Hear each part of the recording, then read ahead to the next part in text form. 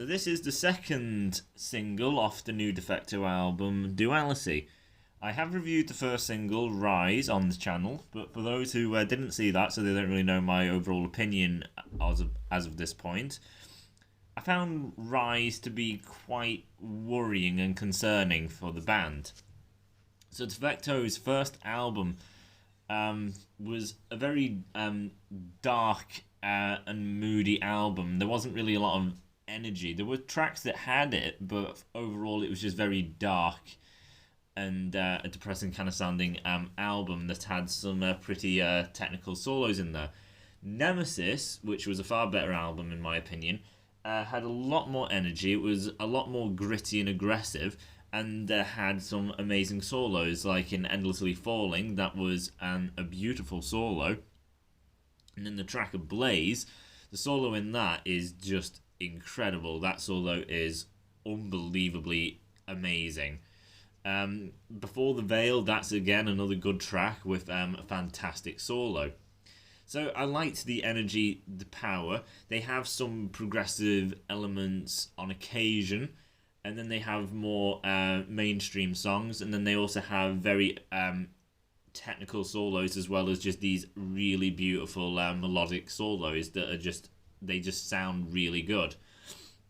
The persona that the band gives off, like their personality, whenever it comes through in music videos or just seeing them behind the scenes and everything, they just seem like such amazing guys, which really just makes you appreciate the band more, because you know that the guys doing this, they're just so good. They are incredible guys. But when it came to the first single, Rise, the issue with that was it was incredibly mainstream. Now, they've had probably mainstream songs in the past, like the third track off of Nemesis, the name escapes me at the minute, but that was pretty mainstream. And they've had a few others which could, be radio-friendly mainstream. But Rise took it that step further. It was incredibly simple. And the song seemed to take a lot of inspiration from Nickelback, a band that is kind of panned and mocked in the kind of metal community. So that was really kind of worrying. Like, why does this sound so much like Nickelback? Like, this song would just fit on a Nickelback. It's not like it draws inspiration, but it is its own thing. It's like, no, it's all Nickelback. Like, every beat that Nickelback do, that song did. The pre-chorus was incredibly Chad Kroger's type of style. It was so influenced. The chorus was amazingly catchy, which people will say, well, it's so catchy, the chorus is so good, it's got a great hook to it. But that is the point of mainstream. It's the fact that the song is simple, it's easy to get into, and it's incredibly catchy, so it's memorable, and people keep coming back to it and have fun with it. There is a solo, but Nickelback do solos. Like, not all the time, but they will do a solo and throw it in, so people will get the idea that, oh, I'm listening to a technical band that are really quite talented. So no, it's not just simple and for the brain dead. No, there's some amazing musicianship in here, but obviously their brains don't go that far to realise just how good musicians can be. And then they obviously don't overplay it, because their brains would then, fail and collapse. So that song was really short, being like 2 minutes and 50 odd seconds. It was just really, really short, really simplistic. So I was concerned. The solo wasn't that great. It was pretty short and just by the numbers. The chorus was incredibly catchy and good fun. But the rest of the songs, like the verses, it was just bog standard. The pre-chorus, I really dislike the pre-chorus. It is so Nickelback. It's really quite bad. But then, thinking about it, I kind of thought, well, this could be a one-off song in the midst of really long progressive songs that have a lot going on to it. So, maybe that's what's going on. So I held hope out that maybe this is just the mainstream radio-friendly song that everyone will get into. It's not something overly complex. So we've got this new single now, All For You. And it is, well, it's better, but it still follows in the same suit as what the track Rise did. It's longer, but not really. It's 3 minutes, something like 4 seconds. So it's only basically just done a few seconds just to get into 3 minutes at least. But it's still the length of what you would imagine any pop song of Justin Bieber or something. It just has the intro. It doesn't go anywhere else. The intro isn't broken down into individual aspects until it hits the verse with got a lot of musicianship on offer. No, it's just, this is the intro that then plays all the way into the verse. It doesn't actually change. The intro is the main riff of the verse. Then you get your vocals, you'll get your chorus, the exact same sounding verse, a chorus, a bit of a bridge, a solo, and then lead back into the chorus to just end the song. It's the simple kind of pop structure, although you basically just take out the solo, and it's a pop song. It is the formula to write a pop song. That is the structural foundation of a pop song. And it is the correct length as well. You don't want it to be overly long because people's, focus will start disappearing. They just won't be able to listen for that long because they're just not that smart or intelligent. So, yeah. This chorus, again, it's really, really, really good. Probably even better than Rise. I really like this chorus.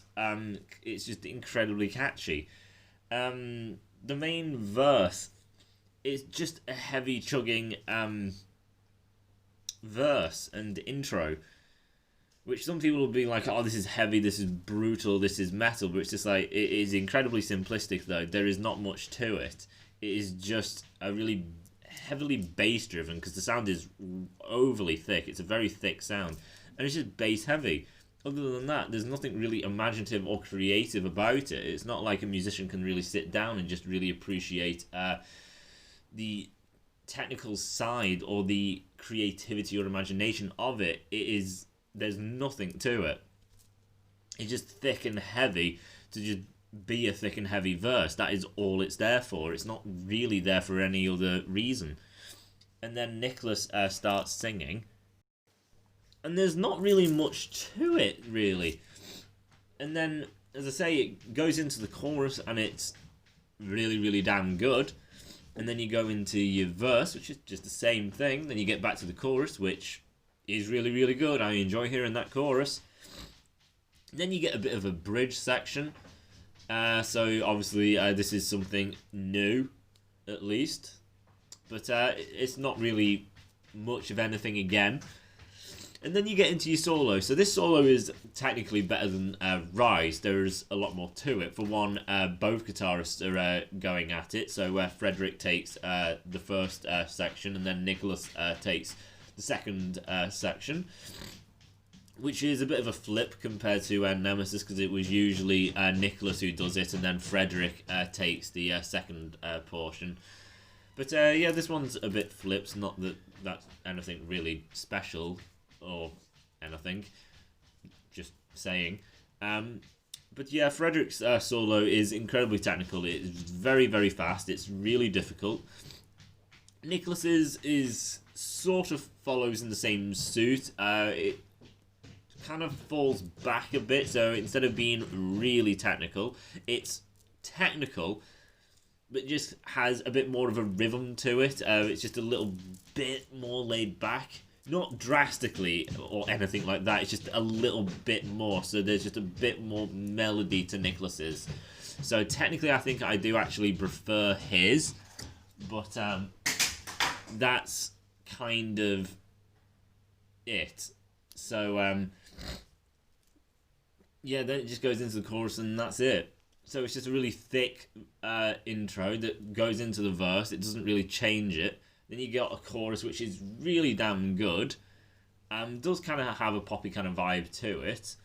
And then there's nothing else until you get to the bridge section. Nothing special happens. Then you get a solo, very technical, from Frederick, goes to Nicholas, which is very technical again, but it's just got a bit more of a melody and structure to it than Frederick's, which was just really there to be technical. And then it has a pause. Then it just goes straight into the chorus again. That pause after the solo, I probably wouldn't have paused it, so then I can go immediately into the chorus. I would have tried to put something in there that would connect that solo into the chorus, so there's actually music constantly going, just to give you that few more seconds of length, because this song really needs more time to it, and you need just more going on, because so far there's not many sections of this song. So I wouldn't have just paused it and gone straight into the chorus again to end it. I would have done something in that section to connect the solo into the chorus, just to give you them few seconds more, just to lengthen the song any more that you can, and to give a bit more to the song as well. So that's basically it. The music video, for what it is absolutely incredible. I really, really enjoyed the music video. The band breaking into a music store, but first off, it's just Nicholas breaking in. He pulls a ridiculous looking face, which obviously is quite funny. For the maturer person, it would probably all just be really silly and immature, but for me, I found it really funny. His completely moronic looking face that he pulls. He finds a guitar hung on the wall. It's Jimi Hendrix's first ever guitar. It's like £1 million odd or something. So really expensive. And then he's hit with a flashlight from behind. He drops it in a panic, which is a little funny. And then it's Frederick. He uncovers his face and he's like, "Mate." It's just like, oh, the kind of face of just like the friendship that kind of they have.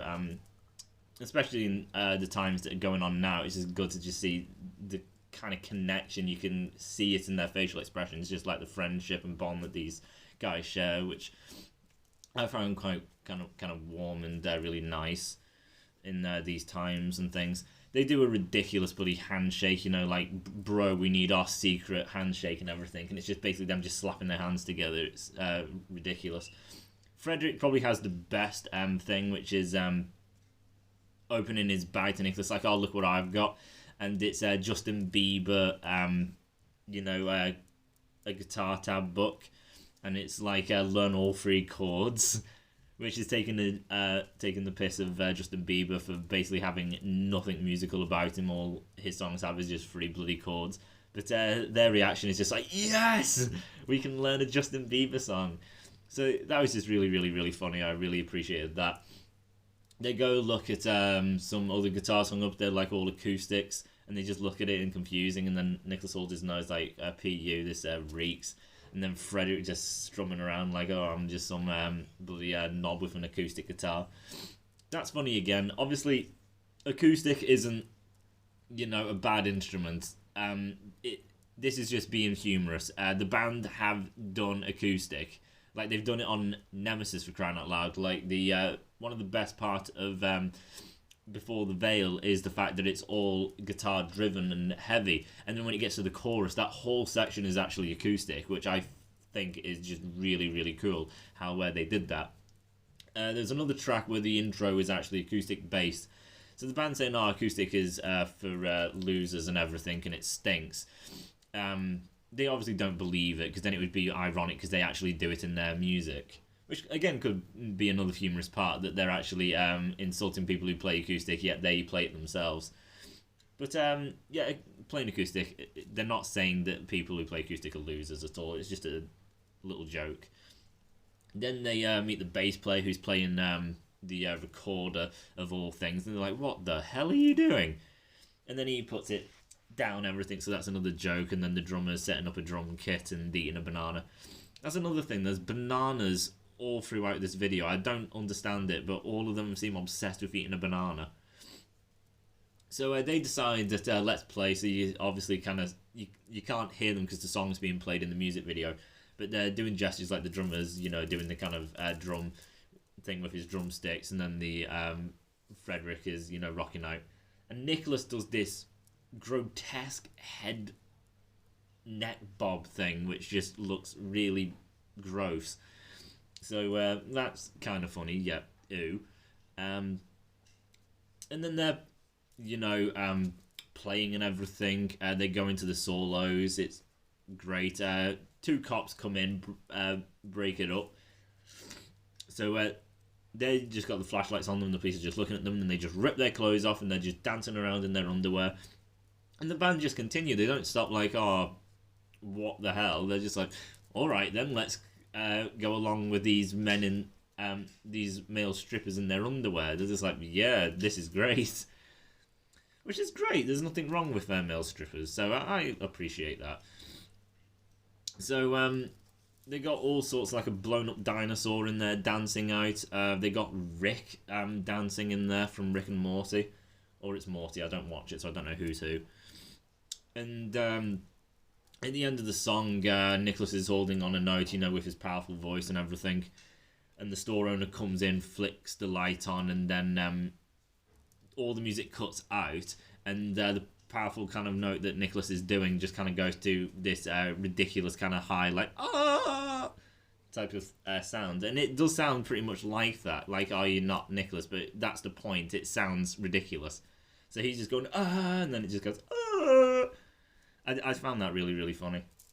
They did that in a Tenacious D music video, so it's kind of similar to that. And then obviously they're told to get the hell out, and they have to pay for the kind of damages and everything. So music video wise, really, really funny. That is a thing with this band. They always use humor. They're just great guys. They have so much fun. I just love seeing that they just had such a good time and blast with it, and they're just so funny, the guys. But obviously, as far as the song goes, which is the whole purpose of this video, it is again mainstream. It is incredibly mainstream. It is incredibly radio friendly. There's nothing really in this track that would be unsuitable. Like, oh, this is too heavy. It's too aggressive. It's too metal. The solos, that it's just too much for a casual listener. No, casual listeners would be completely fine with this. So this could be a worry that this is technically where the album's going. All of the songs are just going to be very, very short, really simplistic, catchy chorus, and a technical solo, but not overly long, just thrown in there. So if this is where the band's going, with it being basically simple and everything, let's think about that for a minute. So as I said, the first album was very, very dark and moody, and Nemesis was a lot more gritty and aggressive. And then with this one, so far it's just sounding quite poppy and very, like, more musically driven. So in that way, Defecto has constantly adapted their sound. Each album does sound different. And then in the confines of the album, from track to track, there is still a bit of, alteration going on as well. So it's not basically one album, it is basically, it's this, and that is it in every track. No, each track has its own individual, kind of distinguished sound in the overall kind of sound of what the album is going for. So that is pretty good, and in this, obviously, Defecto has never sounded like this before. No other track sounds like these two tracks, so Defecto do have a whole new sound to them. And that is a really good thing. But again, the issue is, if this is the album is going to be incredibly short. If this is every track length, it's going to be barely scraping into the 3-minute mark. And there's only, 10, 11 tracks. This album's going to be unbelievably short.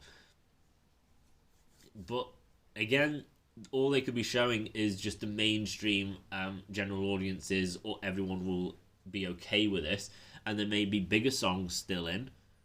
I'm hopeful that there is more progressive songs. The fact that the album's called Duality, I'm thinking maybe the idea of the album is light and dark.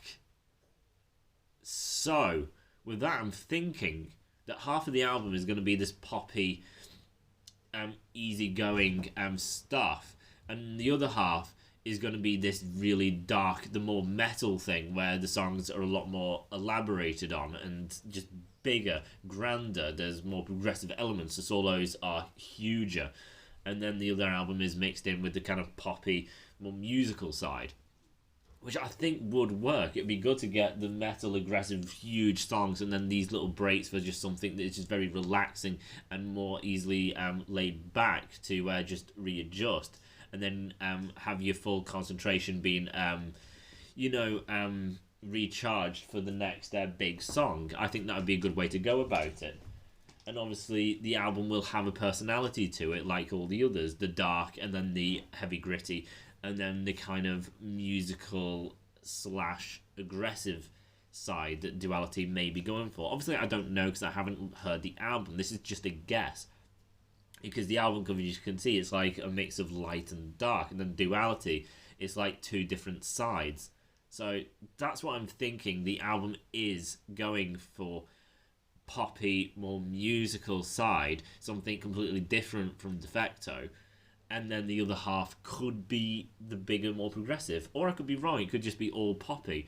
And if that's the case, it is different. And the songs are all going to be catchy. But from a musical standpoint and lasting appeal, it's not going to be very lasting because there's not a lot to really dissect. The songs are going to get quite repetitious and easily digested very quickly because there's not a lot to be going on with. Then a bigger song that will take a lot of listens just to get it actually sunk into your head. Then you got all the listens when it's sunk into your head until you get fatigued about it. So far, I'm still not really sure where Defecto is going with this. People may have already assumed, oh, this is just going to be a poppy basic album. But you still can't really tell. But as far as this song goes, I would just rate it as a 7. It's a good track. It's not a great track because for it being metal and musical with all the great musicians, and Frederick and Nicholas are two incredible guitarists. They are phenomenal. This really isn't showing their great musicianship like Nemesis and that did. This is just kind of showing them more kind of, they can write really, really, really catchy stuff. Which again is a songwriting standpoint. That is a side of songwriters. Some bands can be really, really technical and they have amazing musical prowess about them. But when it comes to the song actually being musical and catchy, it is just dead. It's like tone deaf, it is. So it's like, this all sounds really, really good, but God, is it boring. So Defecto is obviously showing that they can really do these really catchy stuff. So I do like that. I just hope that the album does have a lot more to it than just this. So it's a good track. It's catchy. The solo is very technical from two great guitarists. It could have done with being longer. I'll always say that I want a longer solo because I adore guitar work. So I always adore a solo. That's the way I am, personally. But no one should really be disappointed in this track. Like, it's very, very catchy. The solo is there for guitar-obsessed people like me. The solos are both great. So there's nothing really disappointing. But obviously, for people who want more, it's not there. But for what there is, there's nothing bad about it. So yeah, everyone can be on board with this song. Everyone should like it. Some will like it more than others. The people who do prefer more of the mainstream, simplistic side of things will get more of enjoyment out of this. But for me, critiquing the band and knowing what they're capable of from a musicianship standpoint instead of songwriting, they are capable of more. There could have been more in the verses. The song could have been grander. The solo could have been more like, stretched out longer.